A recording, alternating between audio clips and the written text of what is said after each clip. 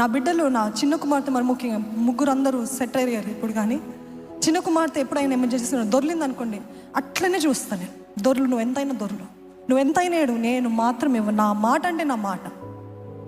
ప్రార్థన అంటే మోకరించాలి, ప్రార్థన అంటే చేతులు జోడించాలి. నా చేతులు ఎప్పుడు కర్ర ఉంటుంది ప్రార్థన అంటే. ఆ ప్రార్థన అప్పుడు అందరూ మోకరించాలి. ఎవరైనా తేడా కొట్టారనుకో, ప్రార్థన చేసేది 10 నిమిషాలు భయభక్తులతో మనస్ఫూర్తిగా చేయండి. నా బిడ్డకి పెద్ద దెబ్బ తగిలిందండి.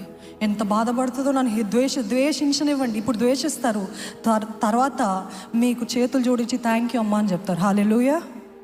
ఈరోజు మనము రోషముతోటి పెంచాలండి బిడ్డల్ని. లోకం కోసం కాదు, సెక్యులర్ జాబ్స్ కోసం కాదు, దేవుని కోసం రోషంతో పెంచాలి. నేను నా 4 బిడ్డల్ని ఒక సేవకుల దగ్గరికి వెళ్ళినప్పుడు, what is your prayer wish, what is your prayer request అని అడిగారు. నేను అన్నాను, నాకు ఇంకేం లేదు, దేవుడు అన్నీ ఇచ్చాడు, నా 4 బిడ్డలు దేవుని కోసం బహుగా వాడబడాలని, ఇదే నా ప్రార్థన.